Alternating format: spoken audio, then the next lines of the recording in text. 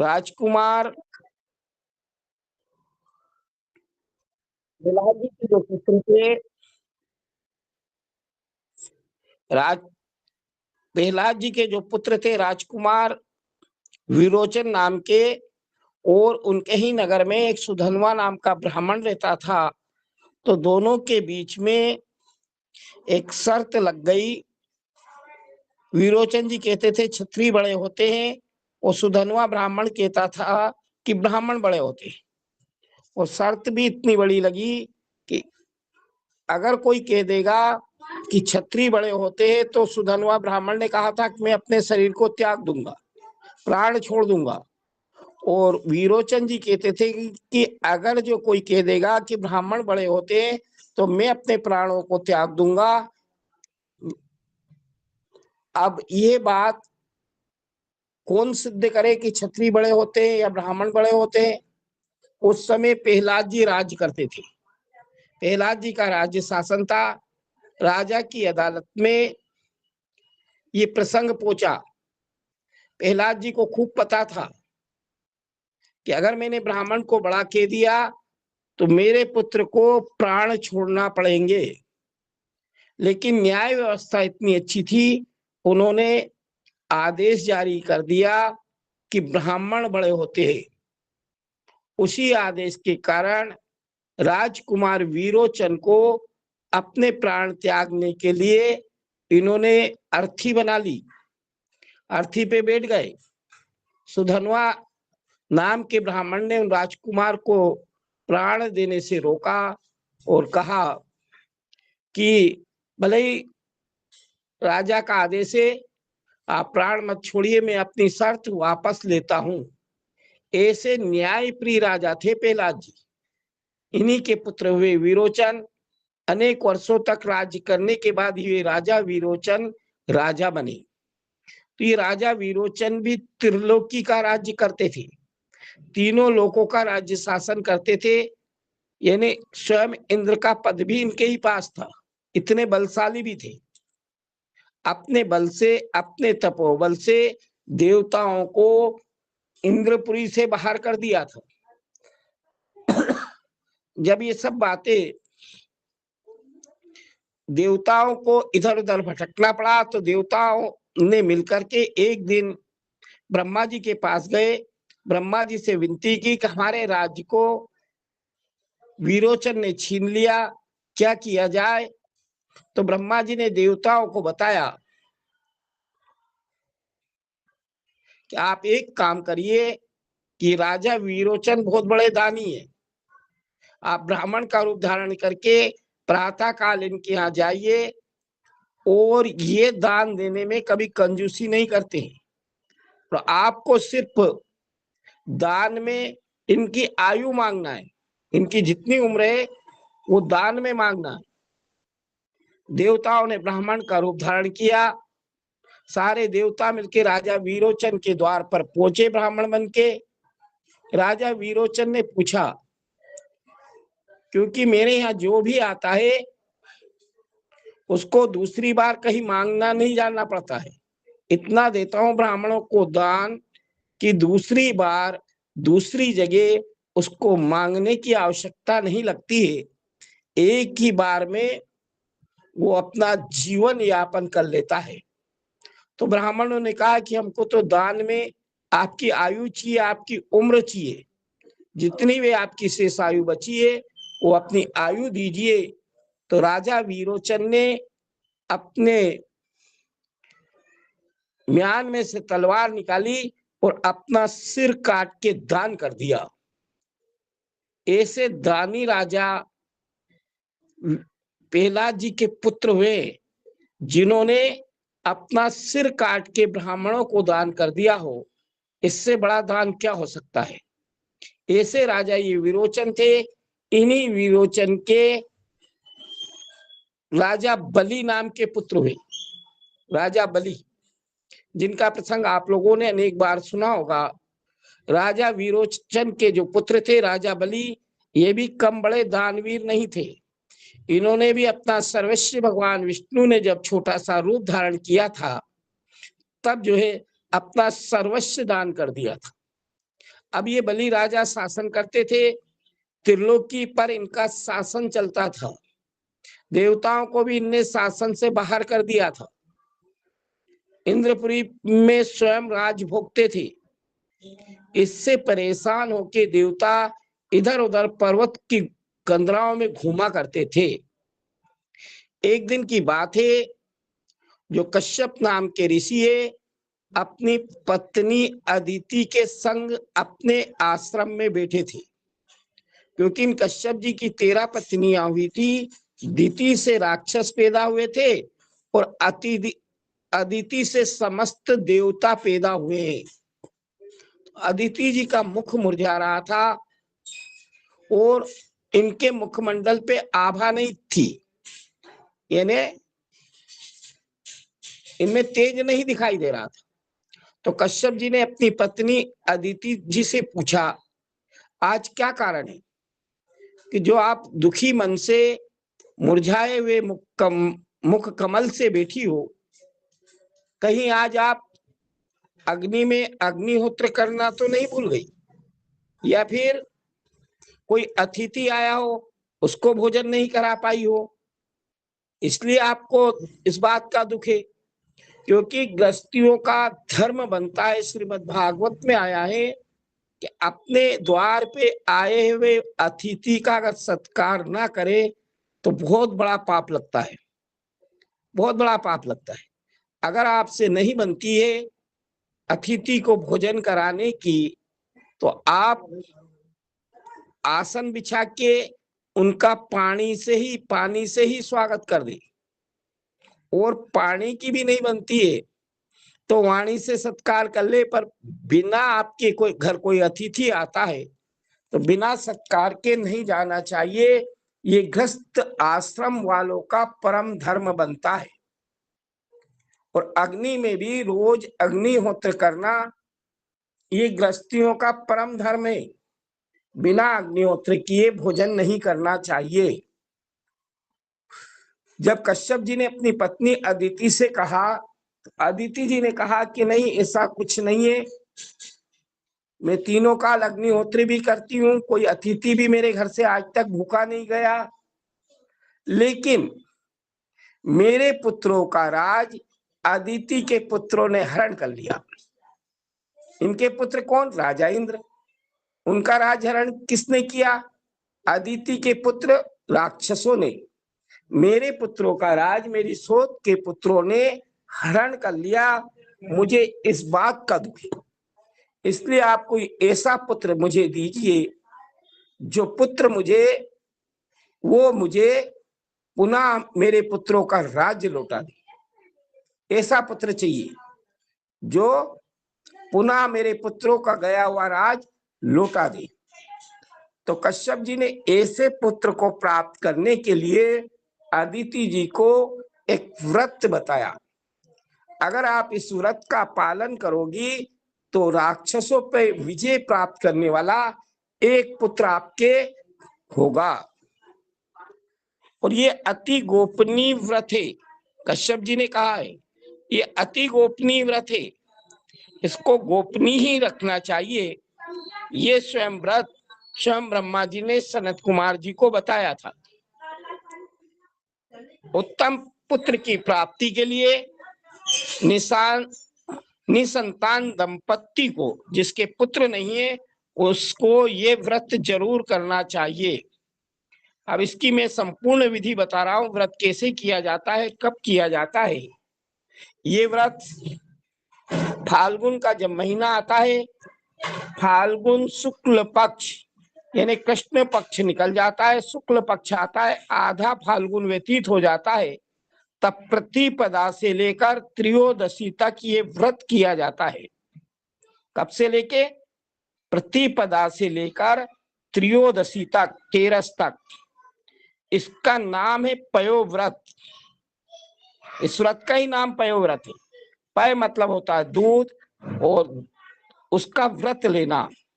इसमें क्या है कि जो दंपत्ति, जो स्त्री व्रत करे, वो तीनों काल स्नान करे, प्रातः काल, दोपहर में और संध्या काल, तीनों काल स्नान करके तीनों कालों में भगवान विष्णु की दूध से पूजन करे और दूध से बने हुए ही पदार्थ उनको निवेदन करे।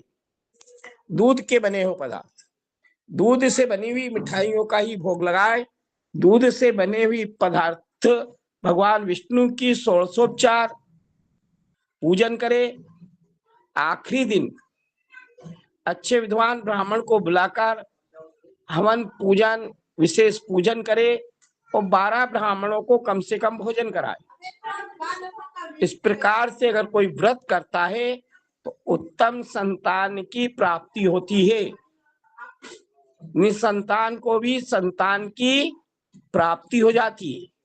इसको पयोव्रत कहते हैं। ये पयोव्रत का पूरा विधान कश्यप जी ने माता अदिति जी को बताया।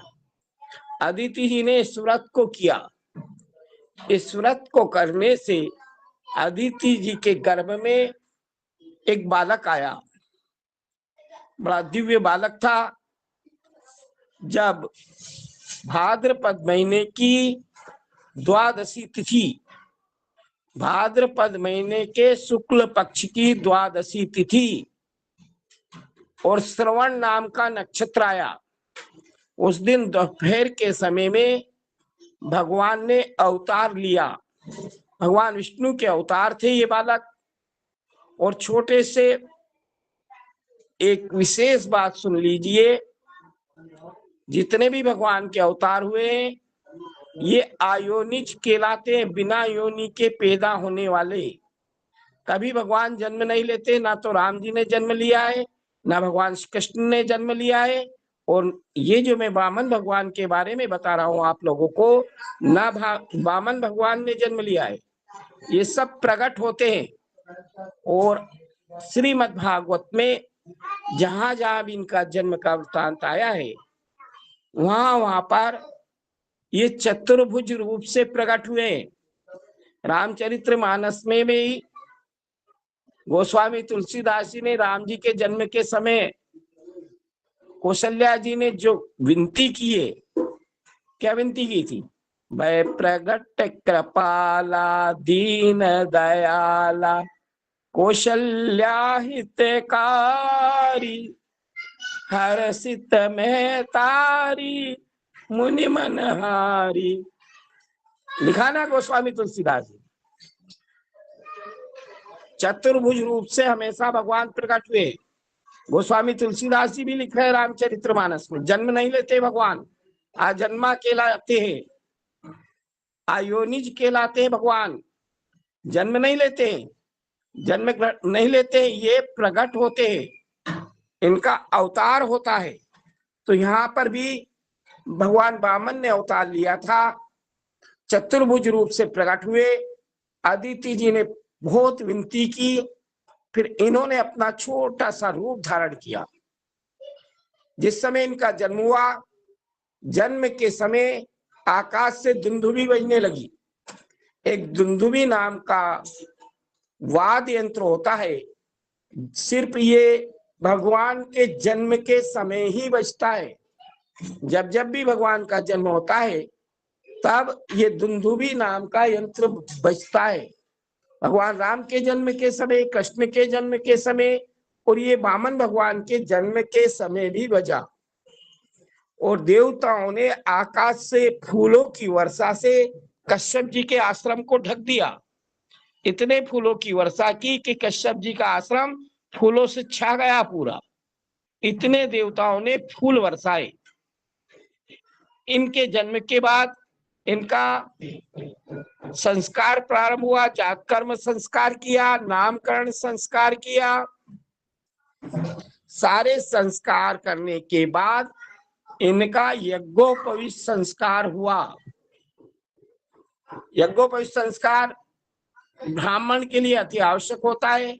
ये कश्यप जी के पुत्र थे, कश्यप जी ब्राह्मण थे, तो ब्राह्मण होने के कारण इनका यज्ञोपवीत संस्कार कराया गया। तो इनको स्वयं सूर्य भगवान ने, वामन भगवान को स्वयं सूर्य भगवान ने आकर गायत्री मंत्र का उपदेश दिया। ब्राह्मण को जब यज्ञोपवीत संस्कार होता है तो गुरु मंत्र के रूप में गायत्री मंत्र दिया जाता है। स्वयं सूर्य भगवान ने आकर इन वामन भगवान को गायत्री मंत्र सूर्य भगवान ने दिया। स्वयं ब्रह्मा जी ने लाकर इनको कमंडल दिया। स्वयं भगवान ब्रह्मा जी ने कमंडल भेंट किया। और जो वरुण देवता है, जल के देवता, उन्होंने छत्र दिया, छाता। और कैसा छाता रहता है वरुण देवता का? जैसे बरसात में अपन छाता लगाते वर्षा होती है, तो उस छाते से जो वर्षा की बूंदें गिरती है, लेकिन वरुण देवता के पास ऐसा छाता है कि उस छाते से जल की बूंदें नहीं गिरती है, रत्न गिरते हैं उस छाते में से। ऐसा वरुण देवता का ने छत्र इनको भेंट किया। और स्वयं मां अन्नपूर्णा ने, जगत जननी जगदम्बिका माता पार्वती जी ने इनको भिक्षा का पात्र दिया। क्योंकि आज भी ब्राह्मणों में यज्ञोपवीत संस्कार होता है तो भिक्षा मांगनी पड़ती है। स्वयं भोलेनाथ ने इनको दिगंबर लपेटने के लिए मृगछाला दी। इतने अच्छे प्रकार से इनका यज्ञोपवीत संस्कार हुआ। आज भी सारी प्रथाएं ब्राह्मणों के यहाँ चलती है। जब यज्ञोपवीत संस्कार होता है,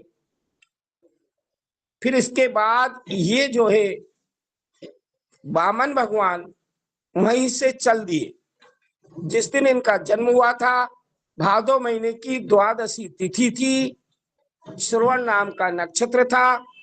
परसों मैंने शिव महापुराण की कथा में बताया था आप लोगों को, इस दिन अगर भगवान विष्णु की पूजा की जाए, कौन से दिन?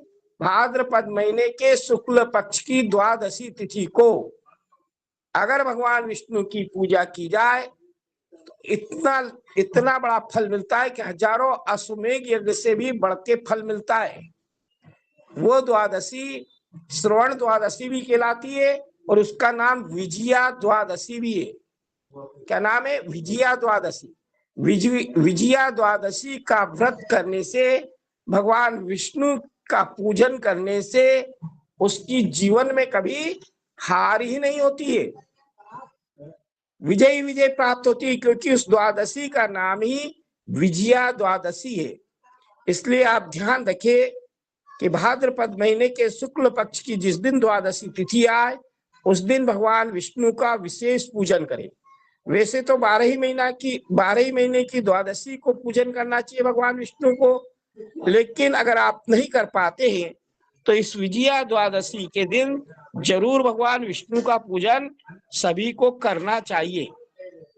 जब इनका यज्ञोपवीत संस्कार हो गया तो ये वहां से चल दिए। चलते चलते ये जहां पर राजा बलि 100वां यज्ञ कर रहा था, राज्य प्राप्त था उसको, त्रिलोकी का राजा था, वो 99 यज्ञ कर चुका था। उस राज्य को अजर अमर करने के लिए इनके जो गुरु है राक्षसों के, शुक्राचार्य जी, वो 100वां यज्ञ करा रहे थे। 100वां यज्ञ चल रहा था।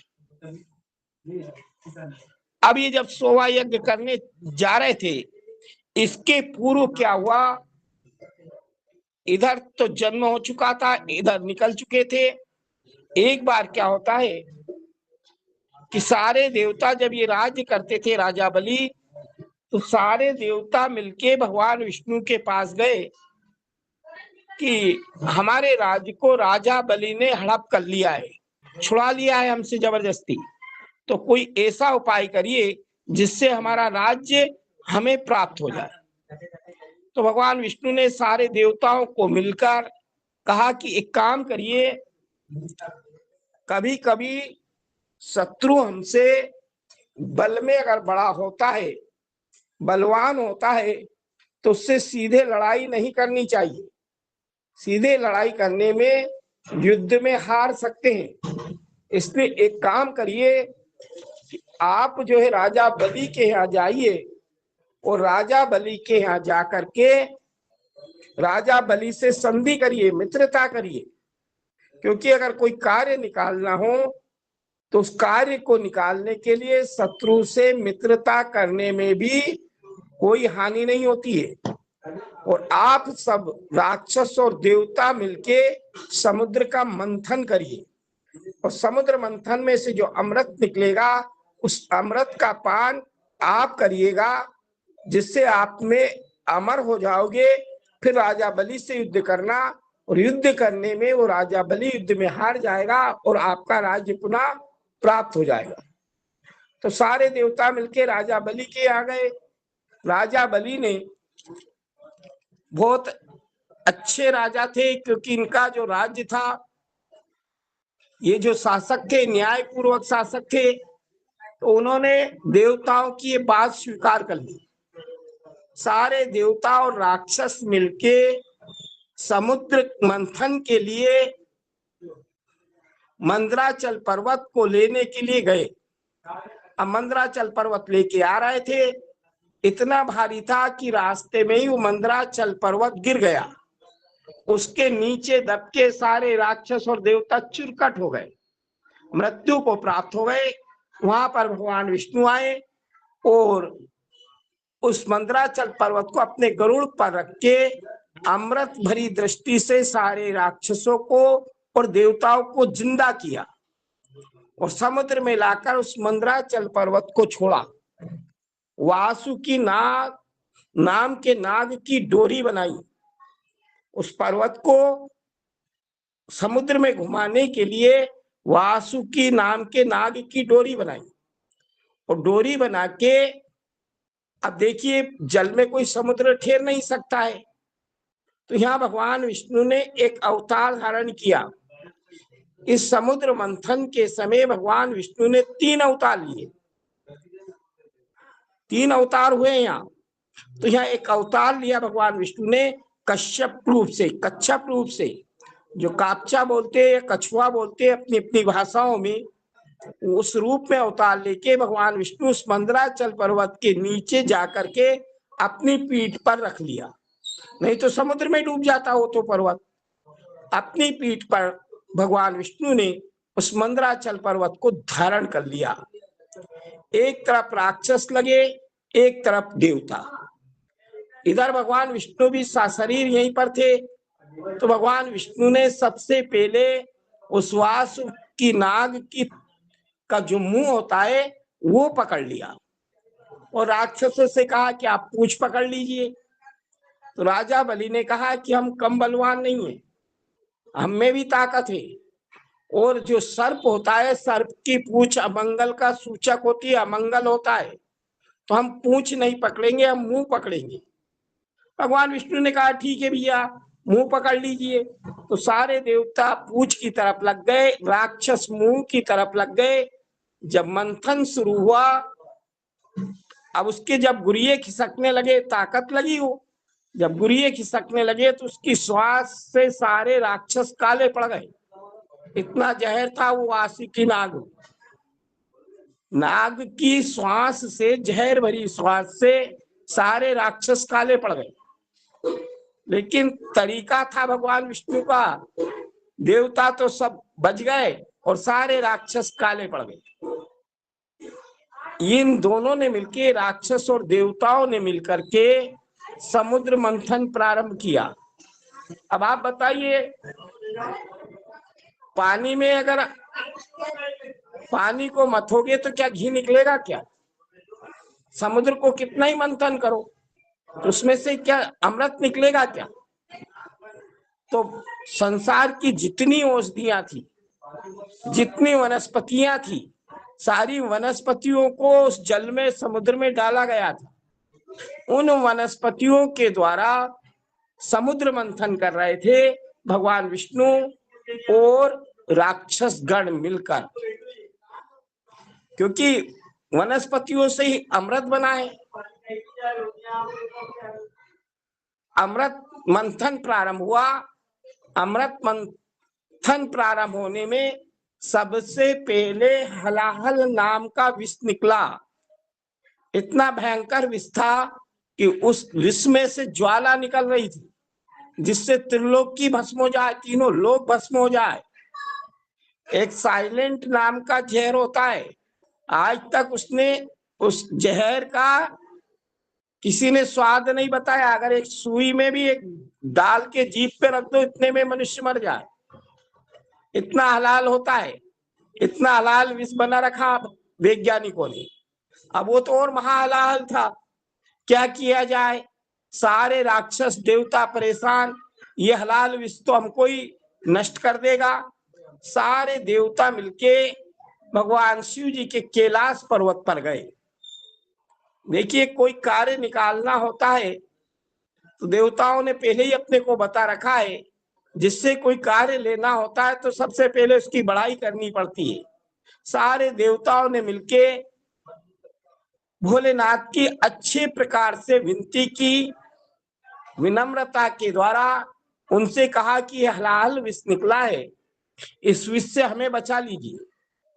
वहीं पर बगल में जगत जननी जगदम्बिका माता पार्वती जी भी बैठी थी।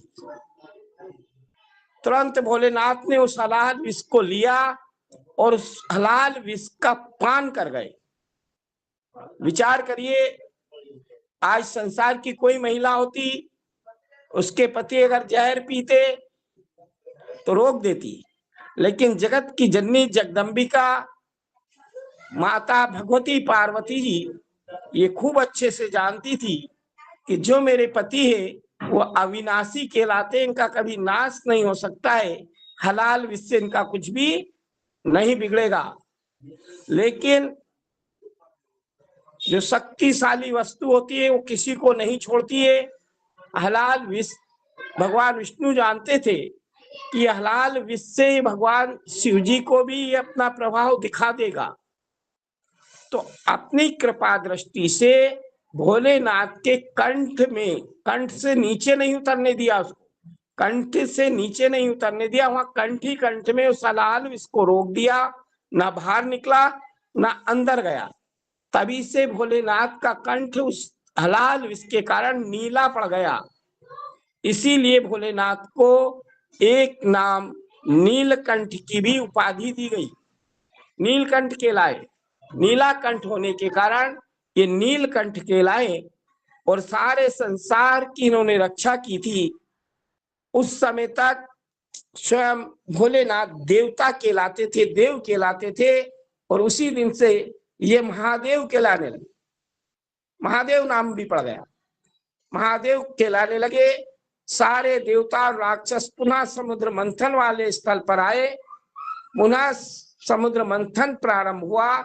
उस समुद्र मंथन में इसके बाद कौस्तुभ नाम की मणि निकली। उस मणि को भगवान विष्णु ने अपने कंठ में धारण कर लिया। फिर ऐरावत नाम का हाथी निकला, उस ऐरावत नाम के हाथी को राजा इंद्र ने रख लिया। फिर उच्चेश्रुवा नाम के घोड़े निकले जो हरे रंग के होते हैं, उन उच्चेश्रुवा नाम के घोड़ों को राजा बलि ने रख लिया। फिर उर्वशी नाम की अप्सरा निकली, उसको देवलोक में भेज दिया, इंद्रलोक में भेज दिया उर्वशी नाम की अप्सरा को। इसके बाद उर्वशी नाम की अप्सरा के बाद मद्रा निकली, उसको राक्षसों ने ग्रहण कर लिया। इसके बाद पारिजात कल्प वृक्ष नाम का वृक्ष निकला, उस कल्प वृक्ष को भी स्वर्ग में भेज दिया। कामधेनु नाम की गो निकली, कामधेनु नाम की गो निकली जिससे जो मांगो वो तुरंत दे दे। उस कामधेनु नाम की गो को भी स्वर्ग लोक में भेज दिया। जितने भी सामान निकलते थे सब बारी बारी से बांट लेते थे। अब उसी समुद्र मंथन में महालक्ष्मी जी का भी प्रादुर्भाव हुआ, महालक्ष्मी जी प्रकट हुई। अब महालक्ष्मी जी की सुंदरता को देखकर राक्षस और देवता सब मोहित हो गए। सबकी इच्छा होने लगी कि इनसे हम विवाह करें, इनसे हम विवाह करें। देवता और राक्षसों के बीच में इस बात के ऊपर लड़ाई होने लगी। तो भगवान विष्णु ने कहा कि आप लड़ाई मत करिए, अभी अपने को अमृत निकालना है, अपना कार्य पूर्ण नहीं हुआ है, इसलिए जिसके गले में ये लक्ष्मी जी माला डाल दे ये उनकी पत्नी हो जाएगी। तो लक्ष्मी जी ने सबकी तरफ देखा तो सब में कोई ना कोई कमी है। आप हम सब कोई पूर्ण नहीं है।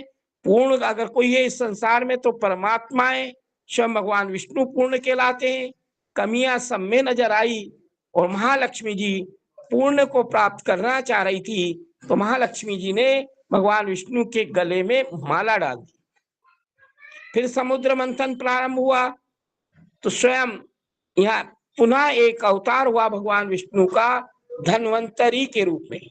धन्वंतरी ये अवतार हुआ और वो धन्वंतरी जी अमृत का कलश लेकर के बाहर निकले। जैसे ही अमृत का कलश बाहर निकला, सारे राक्षस झपटे उस कलश को छुड़ा के भाग गए। आगे राक्षस, पीछे देवता, वहां घोर संग्राम हुआ। देवता और राक्षसों के बीच में महायुद्ध हुआ। जो कमजोर राक्षस थे, आज भी ऐसी स्थिति होती है कि जो कमजोर लोग थे, राक्षसों में जो कम ताकत रखते थे, वो कह रहे थे कि देखिए इस अमृत को प्राप्त करने के लिए देवताओं ने भी उतनी मेहनत की जितनी राक्षसों ने की, इसलिए इसका बराबर बराबर भाग होना चाहिए। लेकिन ताकतवर जो व्यक्ति होता है, बलशाली जो व्यक्ति होता है, वो अपनी ही चलाता है। राक्षसों ने वो अमृत देवताओं को नहीं दिया। अब भगवान विष्णु क्या करते हैं, यहाँ उन्होंने यहाँ एक अवतार लिया, पुनः यहाँ एक अवतार हुआ। समुद्र मंथन के समय भगवान विष्णु के 3 अवतार हुए, एक कश्यप रूप में, दूसरा धन्वंतरी के रूप में और तीसरा और एक अवतार हुआ समुद्र मंथन के समय, जिसमें भगवान विष्णु ने मोहिनी का रूप धारण किया, सुंदर नारी का रूप धारण किया।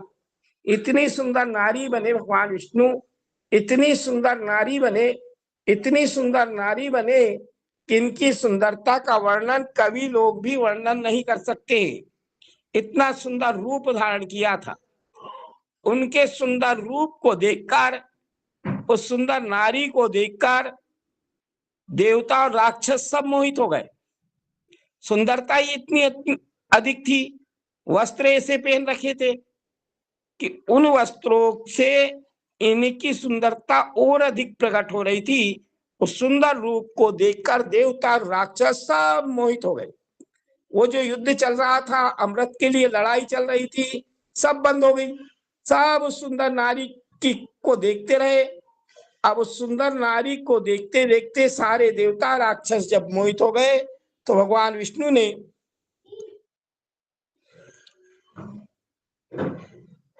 सबसे कहा, राक्षसों ने भी कहा कि देखिए हमने, देवताओं ने, राक्षसों ने मिलके इस अमृत को प्राप्त किया है और हमारे बीच में इस अमृत के लिए लड़ाई हो रही है। एक काम करिए, आप इस अमृत को बांट दीजिए। भगवान विष्णु स्वयं मोहिनी के रूप में थे, भगवान विष्णु का वो अवतार था। भगवान विष्णु ने बहुत मना किया कि आपको नारी के ऊपर विश्वास नहीं करना चाहिए। आप मेरे सुंदर रूप को देख के मोहित हुए हो, कभी भी नारी के ऊपर इतना बड़ा विश्वास ना करना चाहिए। बहुत मना किया, लेकिन राक्षस नहीं माने, क्योंकि ऐसा ही रूप था, सबका मन मोहित हो गया था। भगवान विष्णु ने मोहिनी के रूप में वो अमृत कलश ले लिया, एक लाइन देवताओं की लगाई और एक राक्षसों की, अमृत बांटना शुरू किया। तो सारे लोग मोहित हो चुके थे, सब मोहित थे। उस मोह के कारण, उस ब्रह्म के कारण भगवान विष्णु ने देवताओं को अमृत पान कराया और राक्षसों को मदिरा का पान करा दिया, क्योंकि कोई समझ ही नहीं पा रहा था। मोहिनी के सुंदर रूप में लगे थे, मोहिनी के सुंदर रूप को देख रहे थे। उनको ये ध्यान नहीं था कौन से पात्र में तो मदिरा है, कौन से पात्र में अमृत है। सारा अमृत देवताओं को भगवान विष्णु ने प्राप्त करा दिया। एक सिंहिका का पुत्र था, वो समझ गया तो राक्षसों की लाइन से देवताओं की लाइन में आ गया, उसने भी अमृत पी लिया। सूर्य और चंद्रमा ने उसको पहचान लिया, भगवान विष्णु को इशारा किया, ये देवता नहीं, ये राक्षस है। तो भगवान विष्णु ने अपने सुदर्शन चक्र से उसका सिर काट दिया। और वही राक्षस जो सिर था वो राहु बना, और जो धड़ बचा था क्योंकि अमृत पान कर लिया था इसलिए वो मरा नहीं, तो आधा शरीर केतु बना और आधा राहु बना। और ये राहु केतु मिलके ही सूर्य ग्रहण और चंद्र ग्रहण करते हैं। आप ज्योतिष की कक्षा के लोग भी है यहाँ, जब चंद्रमा के साथ राहु आ जाता है तो चंद्र ग्रहण योग बता देते हैं, या सूर्य के साथ आ जाते हैं तो सूर्य ग्रहण योग बता देते हैं हम लोग। इस प्रकार से अमृत बांटने के बाद फिर युद्ध हुआ, फिर राजा बलि ने फिर देवताओं का राज्य प्राप्त कर लिया, और ये राजा बलि जो है राज्य करता है, और उस राज्य को अजर अमर करने के लिए ही ये 100 अश्वमेघ यज्ञ कर रहा था। 99 पूरे हो चुके थे, 100वां यज्ञ चल रहा था। कौन सा यज्ञ चल रहा था? 100वां यज्ञ चल रहा था। उसी समय भगवान विष्णु ने कश्यप जी के यहाँ अदिति जी के गर्भ से वामन रूप धारण किया था, छोटा सा रूप धारण करके जहाँ राजा बलि यज्ञ कर रहा था वहां चल दिए। प्रभात जी, राक्षस और देवताओं की पहचान कैसे की जाए कि कौन राक्षस और कौन देवता? आज के समय राक्षस और देवताओं की कैसे पहचान की जाए कि ये राक्षस है ये देवता है? एक बार यही समस्या ब्रह्मा जी के पास आ गई। ये समस्या पहचान करने के लिए कि कौन तो देवता है और कौन राक्षस है, तो ब्रह्मा जी ने कहा कैसे पहचान की जाए कि कौन देवता है कौन राक्षस है? तो सभी राक्षसों को और देवताओं को इन्होंने निमंत्रण दे दिया। किन्ने? ब्रह्मा जी ने सबको आमंत्रित कर दिया और भोजन बनवा लिया, बहुत अच्छा अच्छा भोजन बनवा लिया। और जैसे ही भोजन तैयार हुआ, भोजन करने की बारी आई, तो ब्रह्मा जी ने कहा चलिए साहब भोजन करिए सब। तो सारे राक्षस सबसे पहले टूट पड़े और लाइनों में बैठ गए भोजन परोसने की। अब भोजन भी अच्छा अच्छा, सब राक्षसों, इतनी जगह थी देवता बैठ नहीं पाए, सारे राक्षसों को भोजन परोस दिया गया। भोजन परोसने के बाद जैसे ही भोजन प्रारंभ करने का आदेश ब्रह्मा जी ने कहा कि भोजन ग्रहण करिए, तो राक्षस भोजन ग्रहण करने लगे। तो ब्रह्मा जी ने वहां एक लीला कर दी। उनका जो हाथ होता है, इन हाथों को स्तंभित कर दिया, मतलब ये जो मुड़ता है 3-4 जगह से मुड़ना बंद हो गया, पूरा का पूरा स्थिर हो गया, कड़क हो गया। जैसे ना तो उंगलियां मुड़ती थी, ना कोनी के यहाँ से हाथ मुड़ता था, ना कंधे के यहाँ से हाथ मुड़ता था। अब भोजन करे तो कैसे करे? सामने पत्तल से तो उठा ले, पर वो हाथ मुंह तरफ मुड़ता ही नहीं था। अब राक्षसी तो ठहरे, उनने क्या किया, राक्षसों ने उस कड़क हाथ से ऊपर फेंका भोजन, मुंह चौड़ा किया खाने के लिए, आपस में एक दूसरे के ऊपर भोजन गिरने लगा। तो राक्षसों के उसी बात में विवाद हो गया, लड़ाई झगड़ा हो गया। दूसरे पर भोजन पड़ जाएगा तो लड़ाई हो जाएगी ना। तो राक्षस लोग एक भी भोजन नहीं कर पाए और लड़ने में ही निकल गए। अब आई देवताओं की बारी, आमने सामने 2 लाइनें लग गई, भोजन परोस दिया गया ब्रह्मा जी के द्वारा, और देवताओं से कहा कि आप भोजन ग्रहण करिए। जैसे ही देवता भी भोजन ग्रहण करने लगे, तो ब्रह्मा जी ने देवताओं के साथ भी वही किया, उनका हाथ भी कड़क कर दिया, स्तंभित कर दिया, कहीं से मुड़ता नहीं था हाथ। तो देवता क्या करते थे, अपनी पत्तल में से भोजन उठाते थे और जो सामने लाइन में देवता बैठे थे उनके मुंह में दे देते थे, और सामने वाला देवता अपनी पत्तल से उठाता था, सामने वाले देवता के मुंह में दे देते थे। क्या तरीका निकाला देवताओं ने? घूमता नहीं है हाथ, तो सामने तो जाता है ना, तो सामने वाले देवताओं के मुख में दे देते। तो भगवान विष्णु ने वहां कहा, ब्रह्मा जी ने वहां कहा कि जो दूसरे को खिला के खाता है वो देवता कहलाता है, और जो स्वयं खाने की में रहता है, स्वयं खा लेता है, जैसे हम कहीं साथ जाएं, अकेले कभी कुछ ग्रहण नहीं करना चाहिए। जब तक हमारे साथियों को हम खाने की वस्तु ना दें, तब तक अकेले ग्रहण नहीं करना चाहिए। और अपने स्वयं के घर में भी अपने परिवार को दिए बिना कुछ भी वस्तु या विशेष वस्तु कभी ग्रहण नहीं करना चाहिए, क्योंकि स्वयं जो खाता है वो राक्षस कहलाता है और जो दूसरे को खिला के खाता है वो देवता कहलाता है।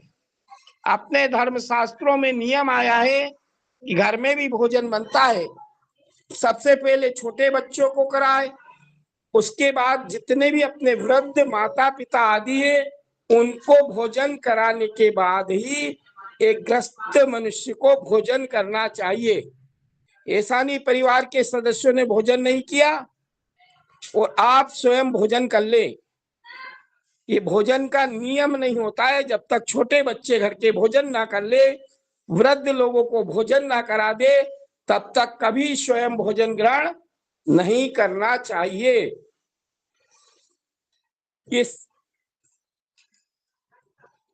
इसके बाद जब राजा बलि की यहाँ सोवा यज्ञ चल रहा था, वामन भगवान अपने छोटे छोटे कदमों से, जहां पर राजा बलि का यज्ञ चल रहा था, नर्मदा नदी का किनारा था, मां नर्मदा के किनारे यज्ञ चल रहा था राजा बलि का, वहां पर जैसे ही पहुंचे, दूर से ही राजा बलि ने इन वामन भगवान को देख लिया।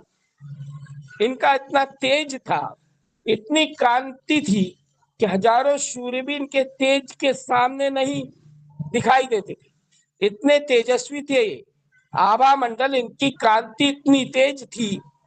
तो राजा बलि समझ गया कि आज तो मेरा यज्ञ करना सफल हो गया, आज मेरा यज्ञ पूर्ण हो गया, आज मैंने जितनी भी तप किया है मेरे तप का फल मिल गया। आज तो ऐसा लगता है कि स्वयं सूर्य भगवान आ रहे हैं मेरे यज्ञ में, स्वयं सूर्य भगवान आ रहे। फिर इसका मन बदलता है, हो सकता है सूर्य की बजाय सनक सनंदन सनातन सनत कुमार इन ये जो 4 ऋषि ब्रह्मा जी के मानसी पुत्र हैं, इनकी आयु हमेशा 5 वर्ष के बालक के बराबर रहती है। 5 वर्ष से अभी ये बड़े नहीं हुए, हमेशा 5 वर्ष के बालक के बराबर रहते हैं। वामन भगवान भी छोटे से थे, छोटे से रूप में राजा बलि के यज्ञ में गए थे। तो राजा बलि ने अपने यज्ञ में इनका अच्छे से स्वागत सत्कार किया, अपने हाथों से इनके कोमल चरणों को पखारने लगा, पैर धुलाए। स्वयं रानी, इसकी रानी का नाम था विंध्यावली, विंध्यावली रानी ने जल डाला। राजा बलि अपने हाथों से पार ब्रह्म परमात्मा जगत गुरु परमेश्वर के चरणों को अपने हाथों से धो रहा था। देखिए इस राजा बलि का सौभाग्य, जिसके यहाँ स्वयं भगवान विष्णु पधारे थे। चरण धोने के बाद ये राजा बलि कहने लगा कि हे ब्राह्मण बालक, हे वटुक, आप क्या चाहते हो, क्या लेने आए, क्या प्रयोजन है आपका इस यज्ञ में आने के लिए? आज मेरा यज्ञ सफल हो गया, मेरा जीवन धन हो गया, आप जो मांगोगे दे दूंगा। भगवान विष्णु ने बहुत विनती की, बारंबार समझाया, पर ये नहीं माना कि मेरे यज्ञ में ब्राह्मण देवता आए, छोटे से बटुक आए हैं, जो आप मांगोगे मैं दे दूंगा। तो भगवान विष्णु के कहने पर ये कहने लगा राजा बलि की जो मांगोगे दे दूंगा। तो भगवान विष्णु ने कहा कि मुझे कोई ज्यादा इच्छा नहीं है, मुझे सिर्फ 3 चरण भूमि चाहिए। कितनी भूमि? 3 चरण। तो राजा बलि कहने लगा मैं त्रिलोकी का स्वामी हूं, तीनों लोकों पे मैं राज्य करता हूं, अरे एक द्वीप मांग लो, एक लोक मांग लो, मेरे घर किस बात की कमी है? 3 लोक का राजा हूं, 2 लोक का राजा रह जाऊंगा, एक लोक मांग लो। भगवान विष्णु ने समझाया, बहुत अच्छे प्रकार से श्रीमद् भागवत में वहां आया है कि ब्राह्मण को हमेशा संतोषी रहना चाहिए। जितने में ब्राह्मण, जितना ब्राह्मण को मिले उसी में जो संतोष धारण कर लेता है, उस ब्राह्मण से बड़ा श्रेष्ठ ब्राह्मण कोई नहीं होता है। और जितना प्रयोजन हो उतना ही लेना चाहिए, अपने प्रयोजन से अधिक नहीं ग्रहण करना चाहिए। इसलिए मुझे 3 चरण भूमि की आवश्यकता है। मैं अधिक को क्या करूंगा, मेरे लिए ये 3 चरण भूमि ही बहुत है। राजा बलि ने फिर भी समझाया, लेकिन भगवान विष्णु ने कहा कि मुझे 3 चरण से अधिक भूमि नहीं चाहिए। राजा बलि उस 3 चरण भूमि को दान देने के लिए जल मंगवाया, हाथ में जल लिया। रानी विंध्यावली आई और संकल्प करने लगा भूमि दान का। जैसे ही संकल्प करने लगा, इसके गुरु शुक्राचार्य जी है, वो गुरु शुक्राचार्य जी आ गए और इस राजा बलि को बहुत समझाया कि क्या कर रहा है, ये छोटा सा ब्राह्मण का बालक नहीं है, ये स्वयं भगवान विष्णु है। अरे ये एक चरण में पूरी पृथ्वी को नाप लेंगे, इसको छोटा मत समझो। तो राजा बलि कहने लगा कि मैंने एक बार हाँ कर दी, मैं पेलाद का पोता राजा वीरोचन का पुत्र हूं। मैं उस पिता का पुत्र हूं जिस पिता ने ब्राह्मणों को अपनी आयु, अपनी गर्दन दान दे दी थी। मैं एक बार हाँ करके ना नहीं करूंगा। शुक्राचार्य जी ने झूठ के बहुत फायदे बताए, झूठ के फायदे बताए कि कहां कहां झूठ बोलने में पाप नहीं लगता है। झूठ का बहुत बड़ा पाप है, झूठ बोलना महापापों की गणना में आता है। 5 महापाप बताए अपने धर्म शास्त्रों में। उन 5 महापाप, पाप तो सभी है लेकिन महापाप है 5। मदिरा का पान करना, गुरु स्त्री के संग गमन करना, ब्राह्मण की हत्या करना, चोरी करना और झूठ बोलना। ये 5 सबसे बड़े पाप है, इससे बड़ा पाप ही नहीं है कोई। राजा बलि कहने लगा कि मैं हाँ करके ना नहीं करूंगा। तो शुक्राचार्य जी ने कहा कि 4 जगह ऐसी होती है कि वहां झूठ बोलने का पाप नहीं लगता है। जैसे कि अगर किसी का विवाह नहीं हो रहा है और उस वर की प्रशंसा कर दी जाए, कोई रिश्तेदार आए उसका, उस समय उसकी प्रशंसा की जाए कि लड़का बहुत अच्छा है, कमाता है, खाता है, अच्छी जमीन जायदाद है, तो वर की प्रशंसा करने में पाप नहीं लगता है। दूसरा, अगर कोई व्यक्ति जा रहा है, उसके ऊपर मृत्यु तुल्य संकट आ रहा है, यानी पीछे से कोई उसको मारने वाला जा रहा है, आपसे पूछे कि वो व्यक्ति निकल गया क्या, वहां अगर आप झूठ बोल देते हैं कि नहीं निकला, तो वो भी पाप नहीं कहलाता है, किसी जीव की आपने रक्षा की है। तीसरा, कोई ब्राह्मण के ऊपर क्रोध कर रहा है, ब्राह्मण की हत्या करना चाहता है, गौ की हत्या करना चाहता है, वहां भी आपने झूठ बोल दिया तो पाप नहीं लगता है। और चौथा, जहां अपनी आजीविका ही जाती है, अपनी जीविका जिससे धन उपार्जन करते हैं, जीविका को बचाने में भी अगर झूठ बोल दिया जाता है तो वहां भी पाप नहीं लगता है। ऐसे शुक्राचार्य जी ने बहुत राजा बलि को समझाया, लेकिन राजा बलि कहने लगे मैं प्रहलाद जी का पोता हूं, वीरोचन का पुत्र हूं, एक बार हाँ कर दिया, मैं ना नहीं करूंगा, चाहे मेरे प्राण ही क्यों ना चले जाए। तो तुरंत शुक्राचार्य जी इसको श्राप दे दिया कि तूने मेरी गुरु आज्ञा नहीं मानी, मेरी बात को नहीं माना, इसलिए तेरा शीघ्र ही राज भ्रष्ट हो जाएगा, तू राजपद से चला जाएगा। और शुक्राचार्य जी वहां से चले गए। तुरंत संकल्प किया और 3 पग भूमि भगवान विष्णु जो वटुक रूप में गए थे, छोटा सा रूप धारण किया था भगवान विष्णु ने, इनको दान कर दिया। एक चरण में भगवान विष्णु ने पूरी पृथ्वी नाप ली और दूसरा चरण स्वर्ग में पहुंच गया, स्वर्गलोक में।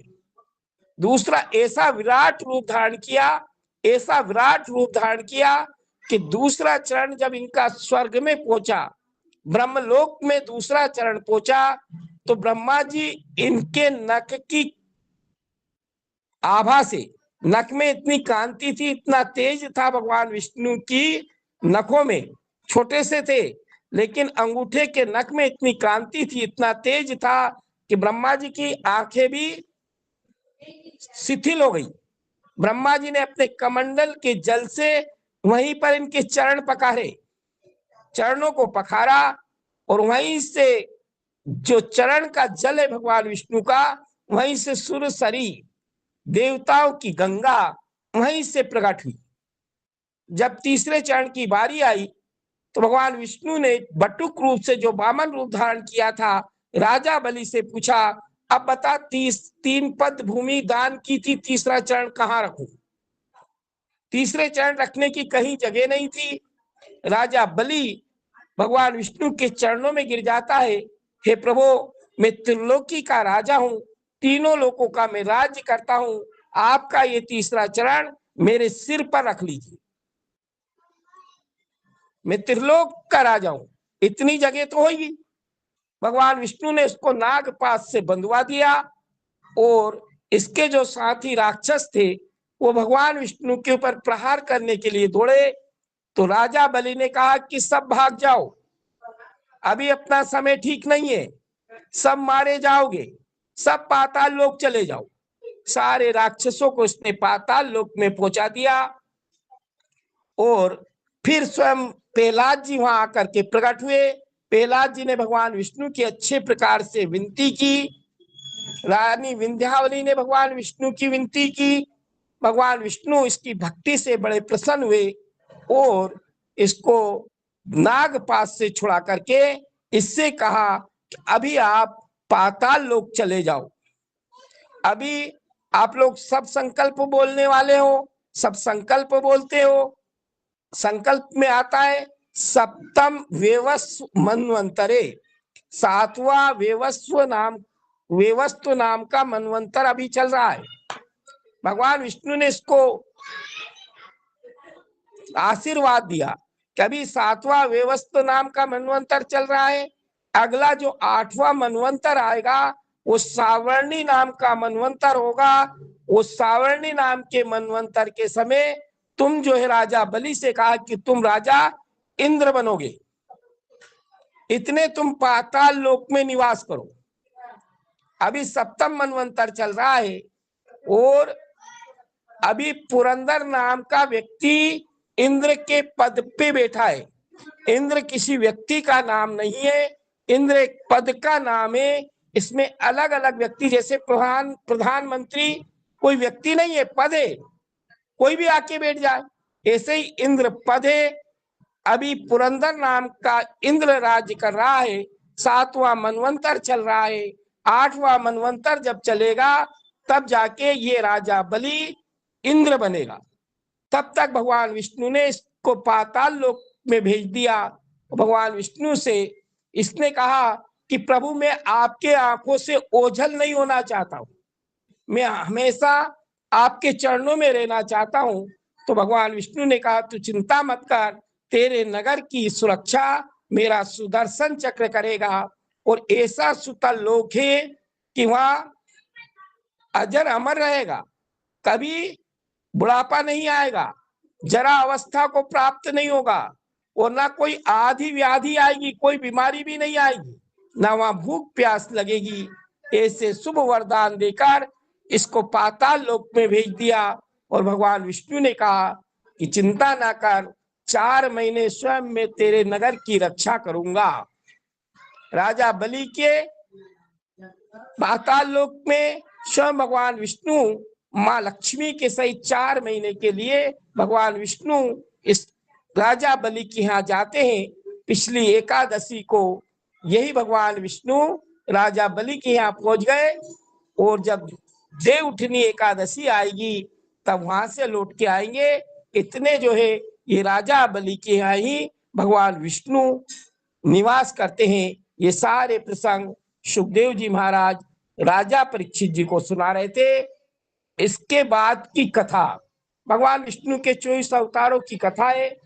एक सत्यव्रत नाम का राजा है, वो भी भगवान विष्णु का परम भक्त था, सत्यव्रत नाम का राजा। और इसके बाद आपने गज और ग्रह की लड़ाई के बारे में सुना होगा। ये सारे प्रसंग अगली चतुर्दशी के दिन सुनाए जाएंगे। बोलिए कृष्ण चंद्र भगवान की जय। जय। आप किसी के जो प्रश्न हो कर लीजिए। मेरी अल्प बुद्धि के हिसाब से मुझे जितना ज्ञान था, जैसा मैंने पढ़ा था, आपका छोटा सा अज्ञानी सेवक हूं, अपनी अल्प बुद्धि के हिसाब से मुझे जितना ज्ञान था मैंने आपको सुनाया। इसमें कोई त्रुटि हुई हो तो मुझे क्षमा करें। गुरुदेव, बहुत अच्छा मार्गदर्शन हुआ। बहुत बहुत आभार आपका। आपको सादर प्रणाम।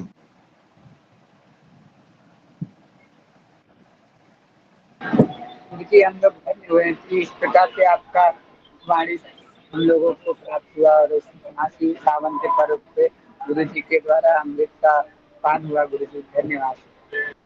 अरे मैं ध्यान भूल गया, हमारे जितेंद्र जी ने कहा था कि कावड़ यात्रा क्यों निकलती है, इसके ऊपर बोलना था। जितेंद्र जी है हमारे इंदौर वाले, उनने कहा था, पर मैं बोलते बोलते ध्यान भूल गया।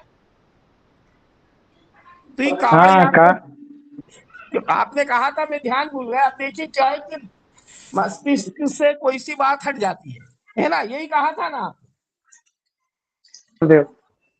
अरे क्या होता है, हमारे धर्म शास्त्रों में आया है कि शिव जी को और विशेष रूप से रामेश्वर जी को जल, गंगोत्री का कोई जल चढ़ाता है।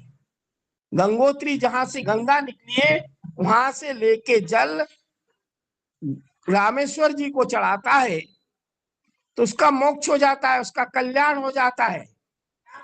तो ये जो कावड़ यात्रा आज के समय में चल रही है, जिस समय आदि काल में कोई यातायात के साधन नहीं थे, इतने आने जाने के साधन नहीं थे, लोग गंगोत्री से पैदल चलते थे, उत्तर दिशा से दक्षिण में जाते थे और कावड़ में जल भर करके रामेश्वर भगवान को चढ़ाते थे। रामेश्वर जी में गंगोत्री का जल आज भी चढ़ाते हैं लोग, जो गंगोत्री जाते हैं ना, जल लेके आते हैं, रामेश्वर जी को चढ़ाते हैं। ये आदि काल से प्रथा चली आई है कि भोलेनाथ को श्रावण के महीने में गंगा का जल ला करके शिव जी का उस जल से अभिषेक किया जाता है। ये आज की प्रथा नहीं है, वो आदि काल से ये प्रथा चली आई। पर कितना है, लगभग लगभग 4-5 हजार किलोमीटर की यात्रा हो जाती है। रामेश्वर से गंगोत्री लगभग 4,000 किलोमीटर हो जाएगा। जितेंद्र जी कभी सर्च करके देखना कितना किलोमीटर होता है।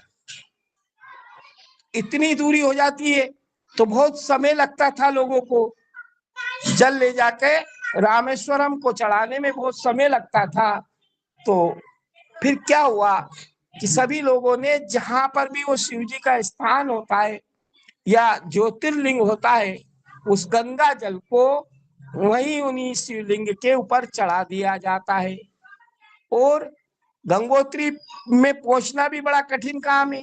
आज के समय में क्या किया जा रहा है कि जहां भी पवित्र नदी हो या पवित्र सरोवर हो, उसका जल जो समीप के शिवलिंग हो या ज्योतिर्लिंग हो, उस जल से उनका अभिषेक कराने के लिए ये कावड़ लोग, पहले क्या था, अधिकांश भूभाग, अधिकांश धरती पे वृक्ष ही वृक्ष थे, घने जंगल थे। वृक्षों में, घने जंगलों में हिंसक जीव जंतु रहते थे। उनसे बचाव के लिए लोग समूह में चलते थे, इकट्ठा होके चलते थे, ताकि उन जीव जंतुओं से रक्षा हो जाए। इसीलिए इकट्ठे कावड़ में जल भर के चलते थे। लेकिन आज का जो युग है, आधुनिक युग आ गया, आवागमन के साधन हो गए, तो लोग जो है, जिनकी श्रद्धा है, जिनकी का विश्वास है, जिनकी भक्ति है, जहां भी पवित्र नदी होती है वहीं से जल लेते हैं और उसी जल को रामेश्वरम मान करके जहां भी शिवलिंग मिल जाता है उसका उनका जलाभिषेक करते हैं। ये कावड़ यात्रा आदिकाल से चली आ रही है, कोई आज नहीं बनी है, लेकिन अब थोड़ा सा विस्तृत रूप धारण कर लिया, थोड़ा सा इसका विस्तार हो गया। नहीं तो पहले 1-2-4 लोग ही जा पाते थे। इतनी लंबी दूरी पद यात्रा में तय करना हर किसी के बस की नहीं थी। गंगोत्री से लेके रामेश्वर, गंगोत्री है उत्तराखंड में हमारे प्रभात जी बैठे और रामेश्वर है दक्षिण में। इतनी लंबी यात्रा हर कोई नहीं कर पाता था, इसलिए उस समय कुछ संख्या कम होती थी। और आज के समय किसी भी पवित्र नदी का जल लेकर किसी भी पवित्र शिव मंदिर में जलाभिषेक करने के लिए लोग कावड़ में जल भरते और उससे जलाभिषेक करते हैं। जी जितेंद्र जी। बहुत सुंदर गुरुदेव, बहुत अच्छा, बहुत बढ़िया, बहुत सुंदर।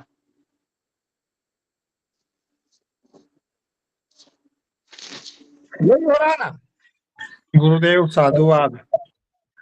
जी प्रणाम। नमो नमः गुरुदेव, हर हर महादेव। नमो नमः। अरे मेरे को ज्ञान व्यान कुछ नहीं है, मैं तो ऐसे ही अपना काम चला लेता हूँ।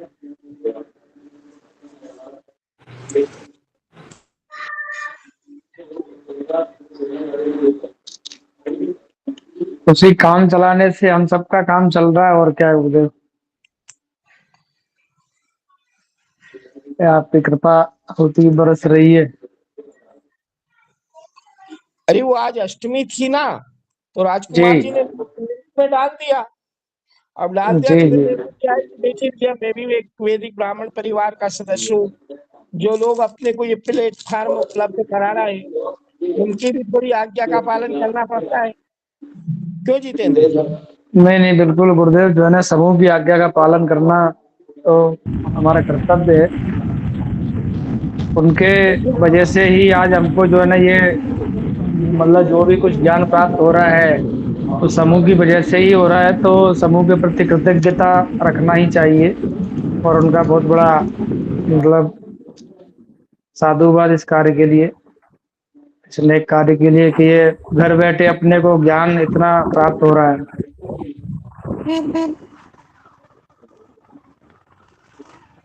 जी आशीष जी, आशीष जी बोलिए। जी गुरु जी, श्रावण में मैंने सुना था कि जो श्रवण जी का, आशीष जी बोलिए, आप हैंड रेज कर रहे हैं बार बार, आप बोलिए आशीष जी, क्या श्रावण बोलना से चाहते कोई संबंध है क्या?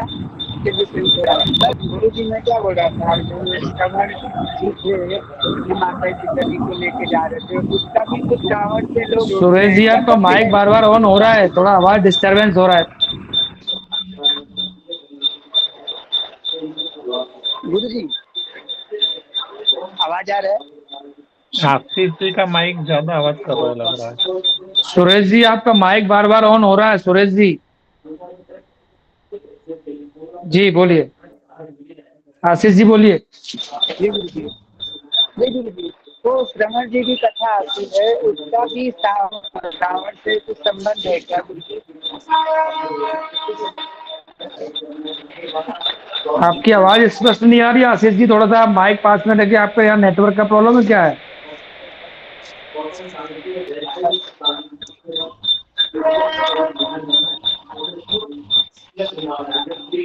जी जी,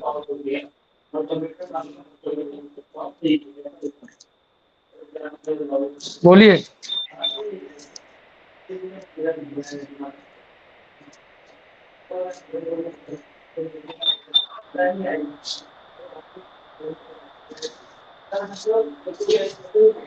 आशीष जी बोलिए, आप क्या बोलना चाह रहे हैं? पूछ लेंगे उनको। पूछता हूँ गुरु आवाज जी। नहीं आ रही।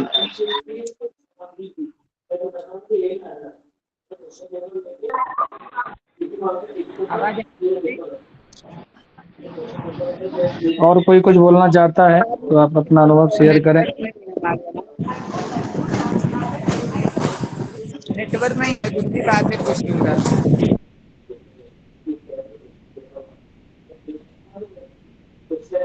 आ रही बोलिए, आपकी आवाज कम आ रही है, पर आप बोलिए। आप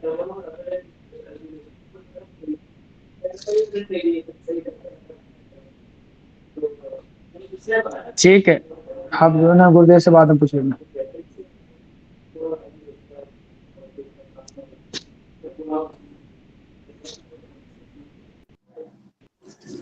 गुरुदेव, जी गुरुदेव प्रणाम। बोलिए बोलिए। गुरुदेव मन में एक प्रश्न आया है थोड़ा सा हटके। अरे बोलिए आप तो। जी गुरुदेव, जैसे स्वस्तिक होता है, त्रिशूल होता है, चक्र होता है, गदा होती है, जी, ये सनातन के चिन्ह हैं गुरुदेव। सनातन के नहीं है, भगवान के चिन्ह है, भगवान के आयुध है ये। जी गुरुदेव, इसी तरह से गुरुदेव कुछ और भी चिन्ह बनाए जाते हैं जो गिरबो और कुछ और बोलते हैं। तो गुरुदेव अपने इन चिन्हों को हम कब कब बनाएं, इस विषय पे भी कभी बताएं। जी जी, ठीक है, बता दिया जाएगा। जी गुरुदेव, प्रणाम गुरुदेव। अरे देखिए ना आप, कैलाश जी, जी गुरुदेव। रामचरितमानस में सुंदरकांड पढ़ा आपने? जी नहीं पढ़ा है गुरुदेव, बताइए। अरे पढ़ा है आपने। जो विभीषण जी का घर था, जी विभीषण जी का घर था, वहां जी क्या था? गुरुदेव।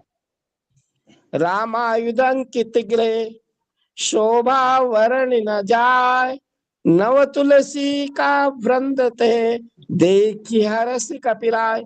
राम जी के आयुध बने थे उनके घर के सामने। जी रामायुध अंकित गृह, राम जी के आयुध ने, राम जी के हथियार बने थे। जी जो वो आयुध रखते हैं, इन्हें हथियार अपने साथ रखते हैं, विभीषण के घर के सामने बने थे। रामायुधं कित गृह, शोभा वर्ण न जाय, कितनी शोभा थी जिसका वर्णन नहीं कर सकते हैं। नव तुलसी का वृंद थे, बिल्कुल नई नई तुलसी का वृक्ष था, वृंद था। नव तुलसी का वृंद थे, देख हरस कपिलाय। राम जी के आयुध और तुलसी जी के पौधे को देखकर हनुमान जी पहचान गए थे कि किसी भक्त का घर घर है। है। इसलिए इन आयुधों को बनाने से भगवान बड़े प्रसन्न होते। जब हनुमान जी प्रसन्न हो गए तो और की क्या बात मानोगे? जी गुरुदेव। आया समझ में? जी गुरुदेव, क्या एक तो तुलसी घर पे बाहर रखे हैं गुरुदेव। अरे बाहर रखोगे तो रक्षा कैसे होगी? जी, और वो क्या बनाए जो आप बता रहे थे? राम जी के आयुध, भगवान राम विष्णु राम के जी, आयुध क्या है? धनुष क्या बाण। रखते हैं हाथ में भगवान विष्णु? शंख चक्र गदा पद्मधारी। जी जी जी शंख बनाना चाहिए, चक्र बनाना चाहिए, गदा बनाना चाहिए, पद्म कमल का फूल, जी गुरुदेव। ये भगवान विष्णु के आयुध है। जी अरे वहां नहीं सुना आपने? भय प्रकट कृपाला, दीन दयाला, कौशल्या हितकारी, कीजे शिशु लीला,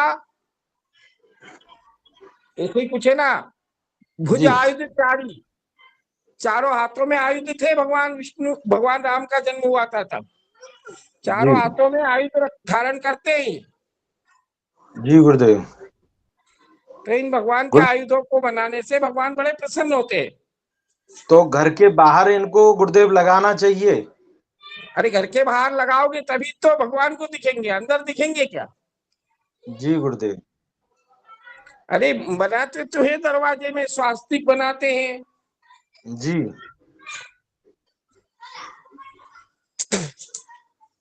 स्वस्तिक और शुभ लाभ भी लिखते हैं, रिद्धि सिद्धि भी लिखते हैं गुरुदेव। हाँ लिखते हैं ना। जी